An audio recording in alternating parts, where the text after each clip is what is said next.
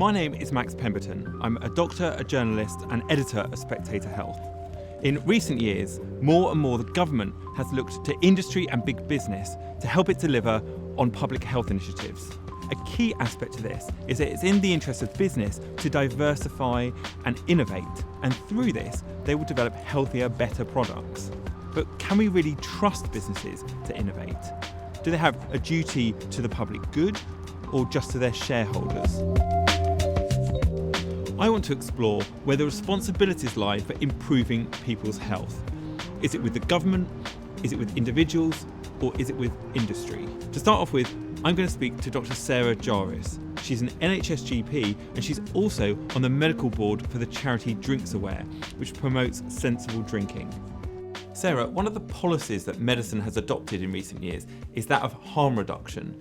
Can you explain what that actually means? The trouble is, in an ideal world, we'd love it if everybody had the healthiest of balanced diets with 7 portions of vegetable and fruit, exercise for half an hour, 5 days a week, was not remotely overweight, had never touched a cigarette in their lives, and drank 2 glasses of wine a week.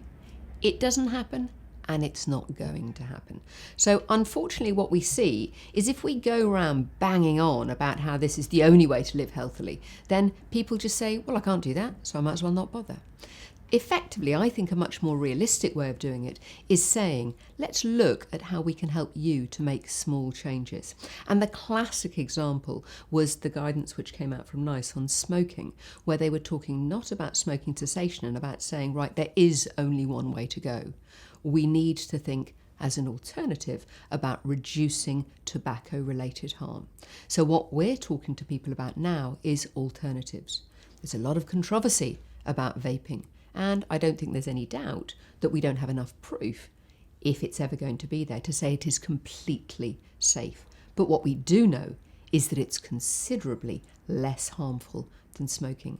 So therefore, we've moved from saying we're not going to recommend it because we don't know if it's completely safe to saying, actually, we may not know it's completely safe, but we do know that you can considerably reduce harm by switching from normal cigarettes to vaping or by using nicotine replacement therapy long term rather than just using it for the short term while you're trying to get off cigarettes. As a strategy, how successful has harm reduction been? If you look at countries like, say, Finland, where they had a huge national push towards reducing their incredibly high rate of heart attack and stroke, they managed to cut the rate of heart attack and stroke in Finland by 2/3 over the course of not more than a decade. So 70% of strokes and heart attacks gone almost overnight. Why? Because the government said, you need to do this, you need to make dramatic changes, you need to jump, and the population said, how high? To what extent do you think business or industry should be involved in public health initiatives? I think industry has an enormously important part to play in public health initiatives, and the food industry is an absolutely classic example of that. In the last 10 years, the amount of salt in tomato ketchup in the UK, like the amount of salt in cornflakes a few years earlier, has gone down considerably. But that's because every company has worked together. They've worked with public health and they've done it very, very gradually so that the population hasn't noticed it happening, and we're now not used to it. You've been involved in Drinkaware. It's funded by the drinks industry, so why should we believe what it tells us? Well, from my perspective, I worked with it for a very long time. I am aware that in some other countries there has been controversy about how closely their country's Drinkaware has worked with their government, but they are completely independent of ours. All I can say to you is, as a member of the medical advisory panel, I have never been told what to do. I've never been told to change anything that I do, and anything that we take to them, they take seriously. To what extent do you think that the individual should take responsibility for their health versus government or industry? So yes, people do need to take responsibility, but unfortunately these are addictions. And in the NHS, we do not, nor should we, discriminate against people on the basis of their life choices or whether their illnesses are caused by their life choices or by simple bad luck. Sarah seems really positive about the role that industry has had in harm reduction. She still sees, though, the main thrust of initiatives coming from government, though. I wanted to know what the libertarian perspective was. Sam Bowman is Executive Director of the Adam Smith Institute. a think tank that champions individual choice. I'm wary of placing the responsibility wholly in industry because some people would argue they're often part of the problem. To what extent do you think they can also be part of the solution?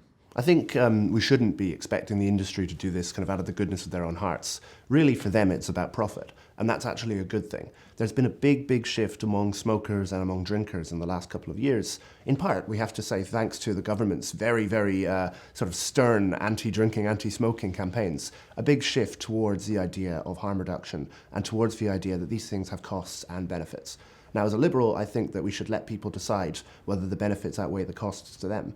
But if there is a demand for products that are lower cost but still pretty high benefits, things like e-cigarettes or things like synthetic alcohol, and the industry kind of wants to satisfy that demand, there's an incentive for them to provide better products and to provide safer products. Now, what we're talking about today is products that are superior in safety terms. So if you're a business, you can offer, for example, an e-cigarette or some other kind of reduced risk tobacco product that's almost as good as a cigarette, but significantly safer, then you will, we assume, attract more smokers who care about their health. I think what we should trust is in competition and in the kind of legal mechanisms that we have to punish firms that are dishonest. And so it's that kind of mechanism of competition that I generally think maintains standards. Isn't the easiest answer for government to simply ban things that are detrimental to people's health? Certainly, government has a role in educating people if that education isn't taking place kind of privately. I think perhaps we go too far in the direction of trying to scare people off and trying to sort of our only metric is reducing the number of smokers or reducing the number of drinkers. What I would like to see is metrics that look at the benefits and the costs to people and check that people know about the costs that they're incurring onto themselves. That's the role for government, really, because when it comes to adults, we generally in a liberal society think that nobody except the individual themselves is equipped to know whether the costs outweigh the benefits. What are your thoughts on synthetic alcohol? I mean, that's like a perfect example of innovation that has come up against government legislation, isn't it? Yeah, I mean, synthetic alcohol is a really interesting example. It reputedly does the same thing to your brain that alcohol does, but doesn't do the same thing to your liver, to the rest of your internal organs that alcohol does. So it causes much less long-term damage. I think that this should go through very rigorous checks to make sure that these claims are actually true. That's not what the government is doing. The government is really just treating this like it's, poison, and not giving it any kind of route through testing, through a kind of an approvals process where all we need to do is find out what it does and then inform consumers about what it does so that they can make a choice for themselves. That's what I think the real key for government is now, is to create a regulatory pathway from the point of developing a drug like this to testing it and to marketing it to consumers. That doesn't exist at the moment. Finally, I'm going to speak to Chris Snowdon, Head of Lifestyle Economics at the Institute of Economic Affairs.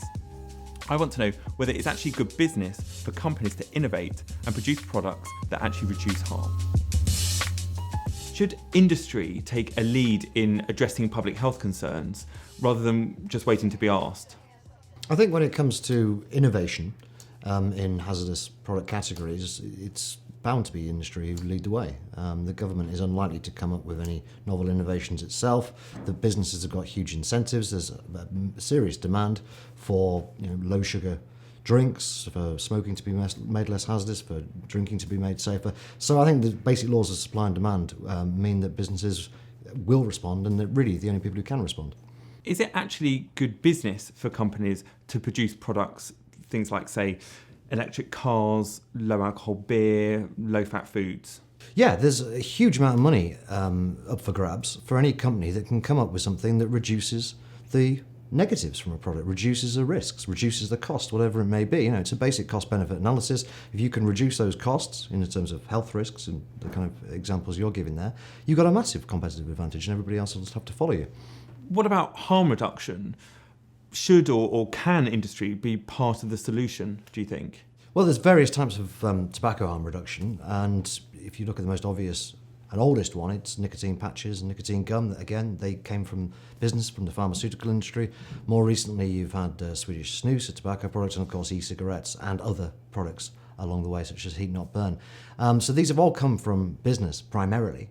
And I think it's only natural that it should do. I think obviously they have to have a part to play. I think they've got a very major part to play because they're the ones who have the know-how, have the money, and have the incentives to do it. Does anyone trust industry to be unbiased in the research that they conduct? Well, I don't see why the taxpayer should have to be paying for businesses to do research. It seems to me that their R&D should be something that comes out of their own budget. And I don't think it's really a question of trust. I think it should just go through the peer-reviewed journals, be put up in front of the scientific academy as you would any other form of research. Trust shouldn't really be a part of it at all.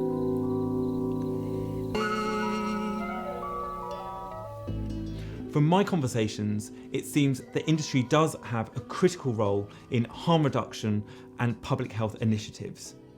The biggest innovations in public health, from e-cigarettes to electric cars, have come from industry, not government. It's clear, though, that these are only part of the solution. There has to be government frameworks in place to enable innovation, and also the individual has to take ultimate responsibility for harm reduction.